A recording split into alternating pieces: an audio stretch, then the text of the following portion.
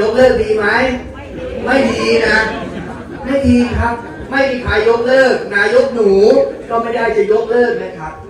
เป็นข่าวปลอมเป็นเฟกนิวส์เป็นข่าวปล่อยเพราะฉะนั้นบอกให้พ่อใหญ่ไม่ใหญ่ผมสบายใจนะครับ600 700 800พันหนึ่งมีแต่จะเพิ่มนี่จะมายกเลิกไม่มีแล้วครับครับสวัสดีครับ FC พี่น้องเกษตรกรและประชาชนทั่วประเทศโดยเฉพาะผู้สูงอายุเนาะพี่น้องเนาะเกษตรกรผู้เฒ่าเด้อฟังเด้อผู้เฒ่าคนชราเฮพี่น้องเฮละบัดนี้คุณพระดอนนายก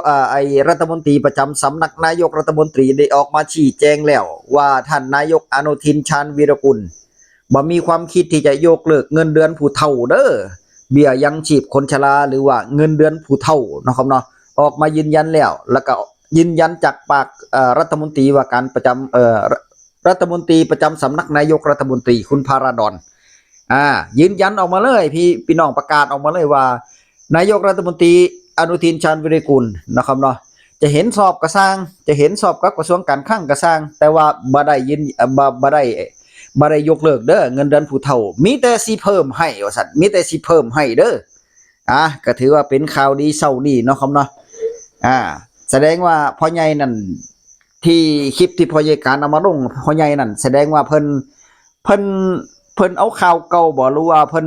แต่ว่าเพิ่นก็บ่ได้บอกว่ายกเลิกนะเพิ่นว่าเห็นชอบซื่อๆเพิ่นก็ว่าเห็นชอบซื่อๆเห็นชอบกับกระทรวงรัฐมนตรีกระทรวงการคลังซื่อๆเนาะครับเนาะแต่ว่ายังบ่ทันได้ตัดสิทธิ์คนเฒ่าคนแก่ก็โอเคก็เป็นที่ชัดเจนเป็นที่เรียบร้อยแล้วนะแสดงว่าชัดเจนแล้วที่ท่านรัฐมนตรีประจำสำนักนายกรัฐมนตรีท่านพาราดอนออกมายืนยันแล้วไปเบิ่งที่เพิ่นเว้าพี่น้องฟังแล้วก็ประกาศแจ้งต่อกันไปเรื่อยๆเด้อพี่น้องเด้อว่าเงินเดือนผู้เฒ่าบ่ได้ตัดไปฟังครับผู้สูงอายุได้ยินข่าวไหมครับได้ยินใครได้ยินข่าวบ้างยกเลิกดีไหมไม่ดีนะ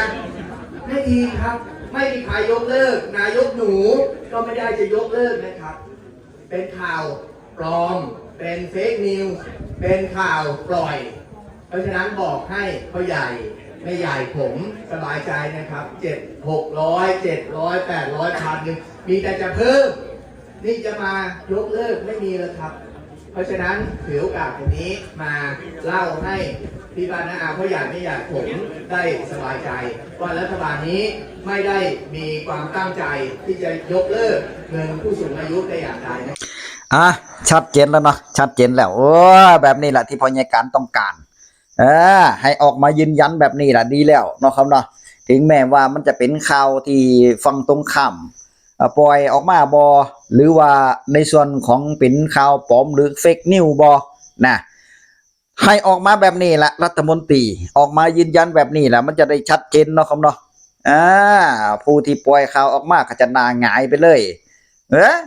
แม่นบ่สรุปแล้วก็คือเต็มเลยเนาะครับเนาะสรุปแล้วชัดเจนเลยรัฐมนตรีประจำสำนักนายกรัฐมนตรีแจ้งแล้วว่านายกหนูบ่ได้ประกาศยกเลิกเด้อบ่ได้ยกเลิกเงินเดือนผู้เฒ่ายังได้คือเก่าผู้ที่มีอายุ60ปีขึ้นไปพอใหญ่การก็จะได้ดีใจแน่เนาะครับเนาะอีกบ่กี่ปีก็จะ60แล้วจะได้วางแผนอนาคตต่อไป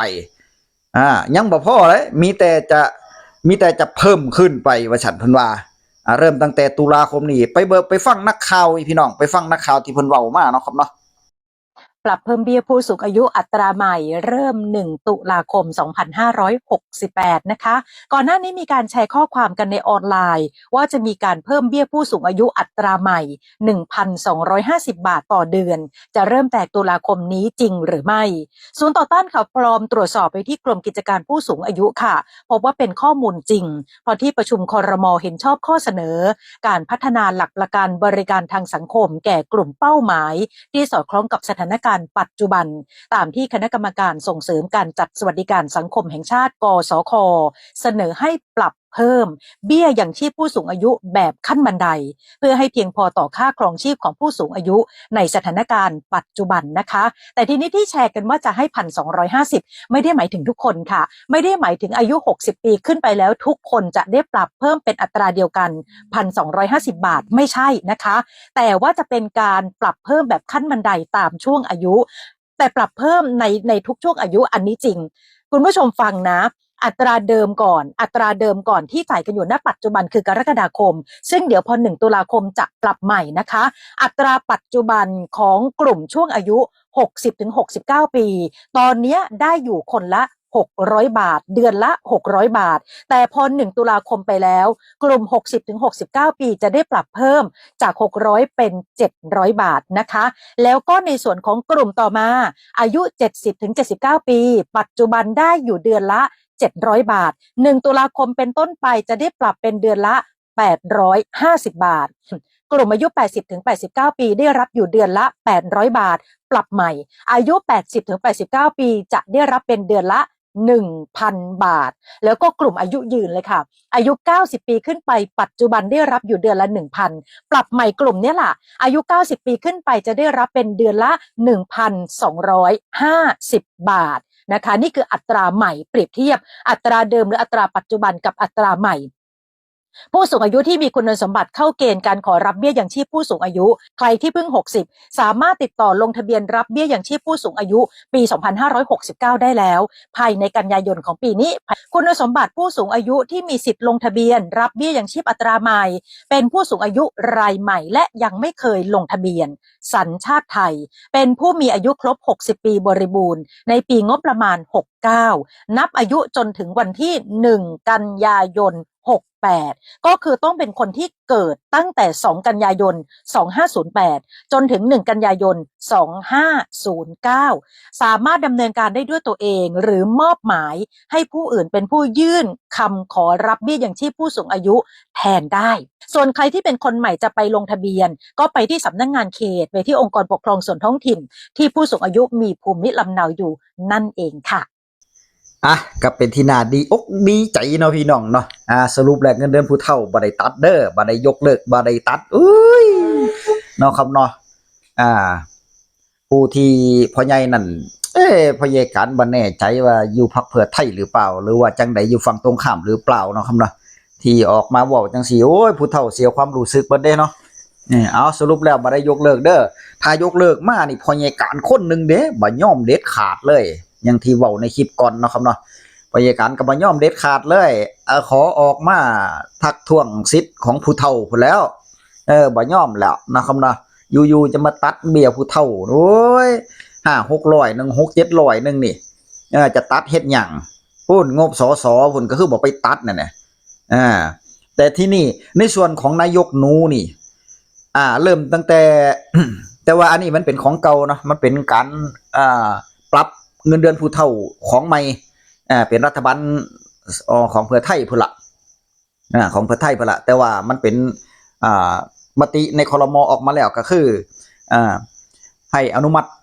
เงินซอยเหลือผู้เฒ่าหรือว่าเบี้ยยังชีพผู้เฒ่าปรับเพิ่มขึ้นไปเริ่มตั้งแต่1ตุลาคือเดือนที่จะถึงนี่เดือนหน้านี่ปกติผู้เฒ่าอายุ60ปีจะได้600ต่อจากนี้ไปจะได้700เด้อจะได้700แล้วเนาะครับเนาะได้700แล้ว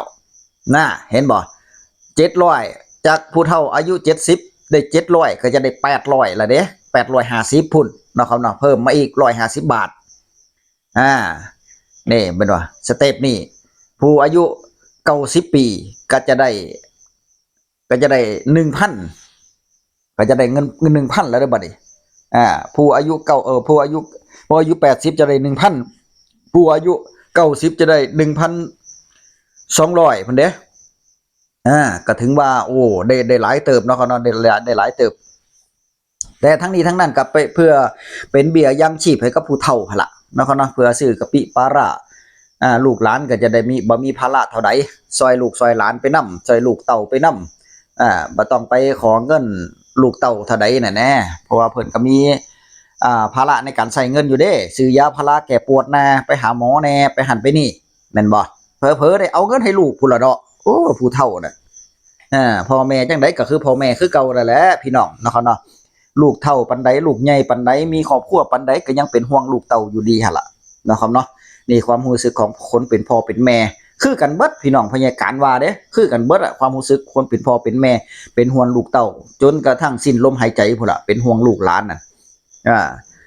เพราะฉะนั้นแล้วทั้งคุณพาราดอนรัฐมนตรีประจำสำนักนายกรัฐมนตรีครม.อนุทินชาญวีรกุลออกมายืนยันแล้วพร้อมกับนักข่าวท่านนี่ก็ถือว่าเป็นนักข่าวช่องดังเด้อพี่น้องเพิ่นก็ออกมาชี้แจงแล้วก็ยืนยันเป็นที่เรียบร้อยแล้วว่าบ่ได้ยกเลิกเด้อพอยการก็แจ้งประกาศไปโดยทั่วกันให้พี่น้องประชาชนคนไทยผู้เฒ่าผู้แก่ลูกหลานก็ไปบอกผู้เฒ่าเด้อว่าบ่มีนะครับนะเพิ่นบ่ได้ยกเลิกดอกนะครับนะพอยการยืนยันแล้วนำข่าวแท้ออกมาแจ้งแล้วนะครับเนาะเพราะว่าคลิปก่อนหน้านั้นพอยการลงนี่มันเป็นคลิปพ่อใหญ่ที่เพิ่นเว้าออกมาเนาะครับเนาะเพิ่นเว้าปุ๊บพยาการก็เอามาลงเลยแต่ทั้งนี้ทั้งนั้นแม่นอยู่เพิ่นเห็นชอบเสียหนูนี่นายกรัฐมนตรีอาจจะเห็นชอบกับรัฐมนตรีว่าการกระทรวงการคลังเห็นชอบนำกันแต่บ่ได้ยกเลิกเด้บ่ได้ยกเลิกมันก็เฮาเว้ากันจังซี่เนี่ยพี่น้องเหมือนกับเฮาเว้ากันจังซี่เนี่ยเว้ากันว่ามื้อนี้เฮาจะไปพุ่นบ่แน่ๆเฮาจะไปทั้งพุ่นทั้งพี่บ่นายกรัฐมนตรีก็ว่าไปแต่ว่าท้ายที่สุดมาก็บ่ได้ไปจังซี่แน่ๆยังบ่พอบ่ได้ไปยังบ่พอก็ยังยกเลิกพร้อมนั่นน่ะบ่ได้ไปยังบ่พอก็ยังยกเลิกพร้อมยกเลิกกันเบิดเลยบ่ต้องไปจังซี่นั่นนะเขาก็ฟังกันบัดนี้พอเพิ่นเป็นนายกเนาะเป็นที่ชัดเจนเนาะพี่น้องเนาะสรุปแล้วก็คือบ่ได้ยกเลิกเงินเดือนผู้เฒ่ามีแต่สิเพิ่มให้ยิ่งเป็นช่วงที่ใกล้หาเสียงแล้วพี่น้องนะครับเนาะยิ่งเป็นใกล้ที่จะต้องหาเสียงแล้วอีก4เดือนนึงท่านพยกันก็ว่าท่านจะมายกเลิกได้จังได๋มันบ่เป็นรัฐมนตรีเป็นนายกมายังบ่ทันฮอดเดือนอยู่อาทิตย์นี้สัปดาห์นี้เพิ่นถึงจะแถลงนโยบายเด้ถึงจะแถลงนโยบายออกมาอยู่ๆจะมายกเลิกมันเป็นไปบ่ได้นั่นมันเป็นไปบ่ได้เนาะครับเนาะเพราะฉะนั้นแล้วถ้ายกเลิกมาอีหลีบ่ว่ารัฐบาลไหนบ่ว่านายกคนไหนบ่ว่าผู้ใดพี่น้องถ้ายกเลิกมาเนี่ยโอ้ยพยาการต่อต้านแท้ๆเนี่ยพยาการจะเป็นกระบอกเสียงให้เลยนะครับเนาะห้ามยกเลิกเด็ดขาดห้ามยกเลิกเด็ดขาดถ้าจะแก้ก็คือบัตรสวัสดิการแห่งรัฐหรือว่าบัตรคนจนนี่ไปสำรวจใหม่ผู้ที่ตกหล่นตกพยาการบ่ได้บ่เป็นหยังได้พยาการบ่ได้ซีเรียสเนาะครับเนาะแต่ว่าพยาการรู้ตนผู้เฒ่าบางคนนั่นล่ะที่เพิ่นมีปัญหาไปลงทะเบียนแล้วมันติดอยู่ที่ว่ามีทาง20ไร่แล้วเพิ่นบ่ให้นี่แหละพยาการรู้ตนเพิ่นนะครับเนาะแท้ที่จริงมาแล้วที่ทางก็อยู่ธนาคารธกสพุ่นดอกเบี้ยปรับเอาแต่ละปีนั่นโอ้ยเป็นตารู้ตนนี่พี่น้องเอ้ยบ่โดนกับโตบ่ฮู้เด้บัตรประชารัฐบัตรคนจนก็บ่ได้กับเขามานี่พยาการรู้ตนเพิ่นแบบนี้สำหรับพยาการจะได้หรือบ่ได้ก็แล้วแต่เนาะครับเนาะบ่ได้ซีเรียสถ้าได้ก็ดีใจเนาะพยาการก็บ่มีหยังเด้ไปลงคือกันเด้พยาการก็ไปลงเด้แต่ว่าพยาการติดเรื่องเอกสาร